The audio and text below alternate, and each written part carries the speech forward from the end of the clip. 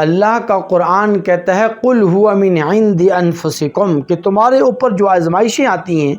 تمہارے اوپر جو حالات آتے ہیں، یہ تمہاری ہی وجہ سے ہیں اور تمہاری بدعمالیوں کے سبب ہیں۔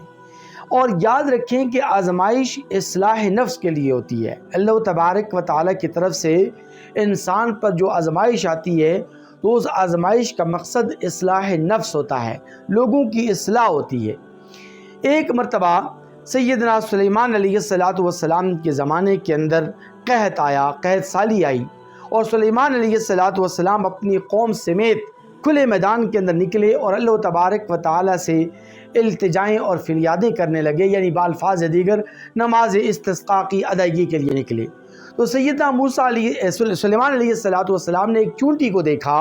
کہ ایک چونٹی اللہ تبارک و تعالیٰ کی بارگاہ میں یہ التجا کر رہی تھی، یہ فریاد کر رہی تھی کہ یا ربا، بنی آدم کے گناہوں کے سبب، یعنی لوگوں کے گناہوں کی وجہ سے ہمیں ہلاک مت فرما، اور یا ربا آسمان دنیا سے بارش نازل فرما اور اس قحط سالی کو دور فرما، اور یا ربا اس نافرمانی اور اس فسق و فجور کو توبہ ہی کے ذریعے سے دور کیا جا سکتا ہے، اس لیے یا ربا تیرے یہ بندے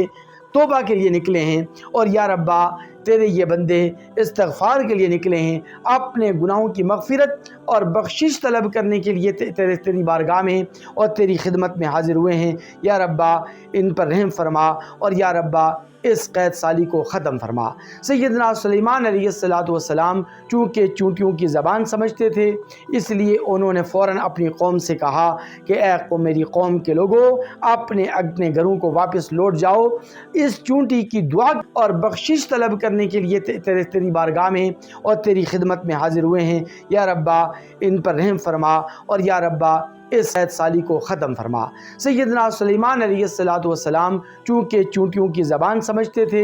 اس لیے انہوں نے فوراً اپنی قوم سے کہا کہ اے قوم، میری قوم کے لوگوں، اپنے گھروں کو واپس لوٹ جاؤ، اس چونٹی کی دعا کی برکت سے اللہ تبارک و تعالیٰ نے تمہاری دعاؤں کو بھی قبول فرما دیا ہے اور تمہاری اس قحط سالی کو اللہ تعالیٰ دور